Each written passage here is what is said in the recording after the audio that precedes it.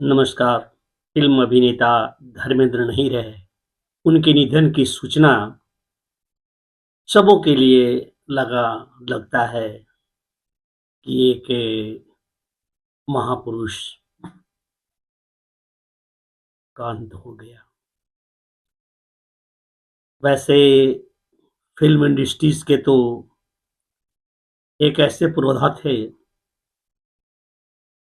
जो एक तरह से नए आने वाले कलाकारों के लिए वे अभिभावक हुआ करते थे।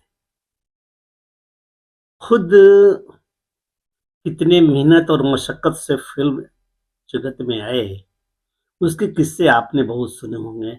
और आज तो उनके मृत्यु के पश्चात अनेक माध्यम से अनेक बातें हर जगह बताई जा रही होगी, हर जगह लिखे जा रहे होंगे। बस सुनने वालों की, पढ़ने वालों की कमी है। हर कोई बताना ही चाहता है, हर कोई सुनाना ही चाहता है। पढ़ना और सुनना कोई चाहता नहीं। वह हम तो सब जानते ही हैं, इतना तो जानते ही, इतना जानते ही हैं। लेकिन दुख वही समझता है जिसकी जवानी उनके फिल्मों को देखते हुए आई थी। बड़ा आनंद। कलाकार तो जितने श्रेष्ठ थे उतने श्रेष्ठ वे व्यक्ति भी थे, इंसान भी थे। उस समाज का प्रतिनिधित्व करते थे जो वो भूखे रह करके काम खोजता है। भूख लगती है और कमरे में आते हैं, जिसके साथ शेयर करके रहते हैं कमरे में, खाने के लिए कुछ नहीं है, एक मित्र सोया हुआ है। देखते हैं तो अलमारी में, अलमारी क्या, सीमेंट का बना हुआ धरखा ताखा है, उसके ऊपर इसबगोल की भूसी है, इसबगोल की भूसी, उसी को फाँक जाते हैं भूख के मारे। ये धर्मेंद्र, तबीयत खराब हो जाती है। ये स्थिति थी। ऐसे ही कुछ नहीं देता भगवान, सब कुछ परिश्रम और मेहनत के बाद ही देता है। तपना होता है, सधना पड़ता है।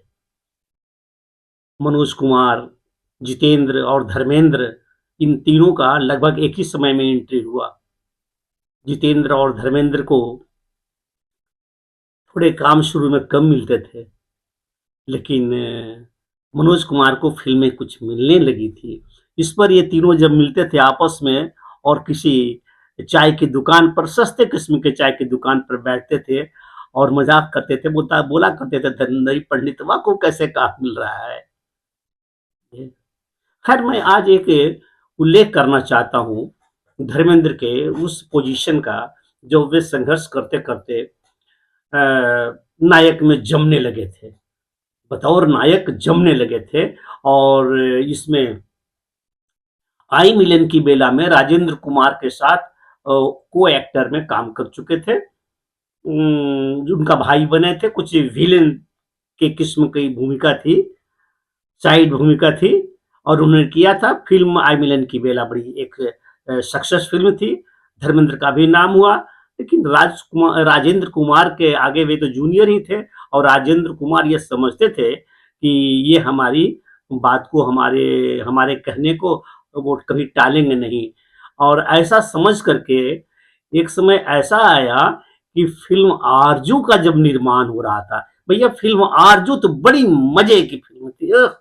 देखिए, मैंने 5 बार से नीचे नहीं देखा होगा। जब भी अवसर मिला आरजू को मैंने देखा है। आरजू बहुत ही, हमें बहुत ही पसंद आया। आरजू फिल्म को देख करके, रामानंद सागर फिल्म की आरजू को देख करके, दक्षिण के एक वात्स्यायन नाम करके निर्माता निर्देशक कॉपीराइट लिया रामानंद सागर से और कहा कि मैं इस पर फिल्म बनाऊंगा। लेकिन वो कॉपीराइट के ले लो, दे देते हैं। जब वो फिल्म देखा उस निर्माता ने पर्दे पर, और देखने के बाद कहा नहीं, ऐसी फिल्म एक ही बार बनती है। और फिर उस पर, उस भाषा में, दक्षिण की भाषा में वो फिल्म नहीं बनाया, नहीं बनेगा। उस फिल्म के लिए रामानंद सागर ने राजेंद्र कुमार से आग्रह किया था कि ये वेब कनवास पर बनने वाली फिल्म है, इसमें सब कुछ मैं लगा दूंगा, एक काम कीजिए। राजेंद्र कुमार जी से कहा गया था, आप इस फिल्म में जो सेकंड भूमिका है उसके लिए धर्मेंद्र को मनाइए। धर्मेंद्र को कहिए, बड़ा जमेगा। तो वो धर्मेंद्र से बात करने गए राजेंद्र कुमार, उन्हें पूरा विश्वास था कि धर्मेंद्र ये काम करेंगे। लेकिन धर्मेंद्र की देखिए, उनकी साहस, उनकी हिम्मत, उनकी सोच, उनकी आशा, उनका विश्वास, उनके अपने परिश्रम पर भरोसा, रिस्क नहीं लिया। ये धर्मेंद्र थे। यद्यपि यद्यपि धर्मेंद्र राजेंद्र कुमार के कृतज्ञ थे, सब कुछ के बावजूद भी इन्होंने विनम्रता से कह दिया राजेंद्र कुमार से कि चूंकि अभी अभी मेरा करियर बनने लगा है, कुछ अच्छी अच्छी फिल्में मुझे मिलने लगी है जिसमें मैं नायक हूँ, और कुछ रिलीज हो रहे हैं, कुछ आने वाले हैं, इसलिए मैं इस तरह की भूमिका करूंगा, साइड भूमिका आपके साथ, तो फिर मेरा वो फॉल डाउन होने लग जाएगा, लोग मुझे फिल्म नहीं देंगे। तो इतना कह सकने का हिम्मत, इतना कह सकने का साहस उस अभिनेता से जो सीनियर ही नहीं, जिसने इनके भविष्य के खैरख्वाह होने के लिए कई रास्ते बताए थे। हालांकि फिल्म आरजू में धर्मेंद्र को दी जाने वाली भूमिका बाद में फिरोज खान को दिया गया था। धर्मेंद्र ने अपनी रीढ़ मजबूत रखी। तो ऐसे थे धर्मेंद्र। धर्मेंद्र के विषय में अनेक कहानियां, अनेक किस्से हैं। सभी कुछ सुनता आ रहा था मैं बहुत पहले से, बहुत फिल्में इनकी देखी थी, और बाद में फूल और पत्थर से तो एकदम ये जम ही गए थे। मीना कुमारी थी, शशिकला थी, और फिल्म बड़े मजे की थी। वह भी, इनकी कितनी फिल्मों की तारीफ किया जाए। आंखें फिल्म, क्या बात, उन दिनों की पूजा के फूल माला सिन्हा के साथ, और सबीरा टैगोर के साथ तो कई फिल्में आई। लेकिन जो मुझे बहुत अच्छा से मेरे ऊपर प्रभाव डाला, वो फिल्म देवर थी।